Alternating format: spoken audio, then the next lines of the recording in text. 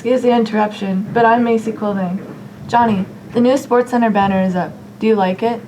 I'm Johnny Heisler. It's great. I love that patriotic design. But what makes it even better is that it has the 3 best looking anchors NHSPN has ever had. And who might those 3 be? Do I have to spell it out for you? Here, let me use the telestrator. 1, 2, 3. You can be so cruel.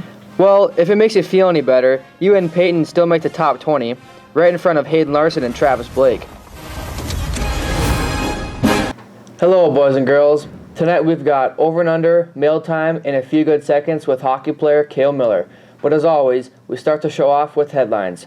Macy, how did the Ramsey County tournament go for the girls? Well, the girls won the Ramsey County tournament. We beat Dakota Prairie, 4 wins, and Devils Lake JV. Things have looked promising so far for the Bearcats by going 7-1. We do need to work on making our outside shots, though. Word on the street is you guys lost to 4 wins. What happened there? That is true. We struggled offensively, and the 4 wins Minnewacan Indians shot very well.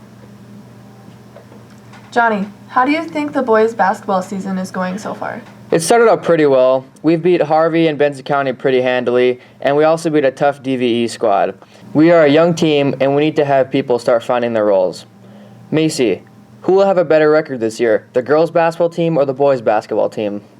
Girls, because we are ranked higher so far, and we don't really play anyone tough till the end of the season. Well, considering the girls have already lost, I'm going to go with the boys. And now it's time for a game of 50-50, or as we call it, Over and Under. Derek Linseth has the questions. Derek, what have you got for us? Toss-up number 1. Will the girls go to state, or will they choke again?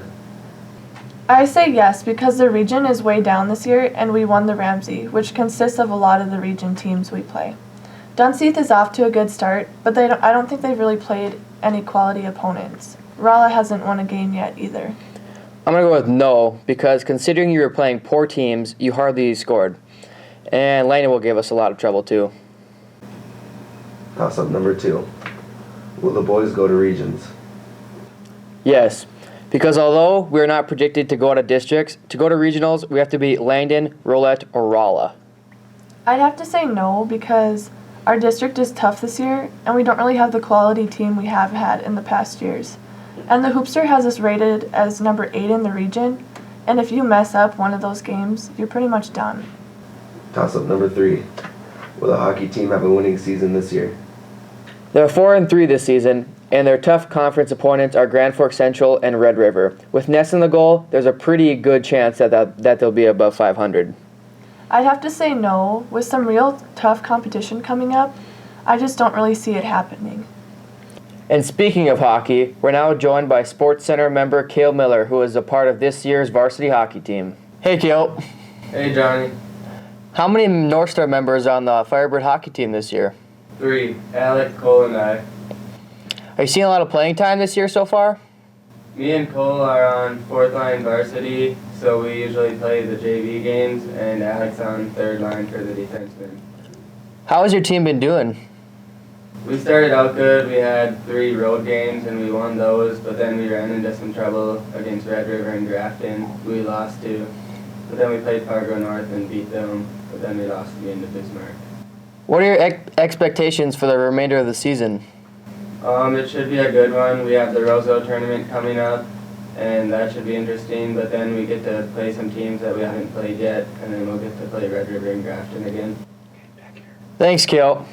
And now it's time for Mail time!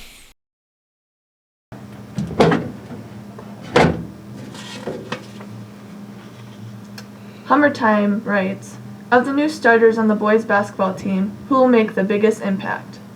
I'm going to go with Andrew because he can go both inside and outside. He has some good post moves, and he's above average shooter even from the three-point land. So I think he'll make the biggest impact if he can keep his head up.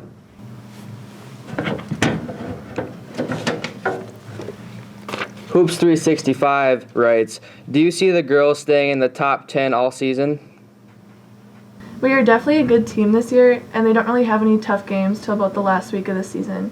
So in my opinion, I think yes, they'll stay in the polls.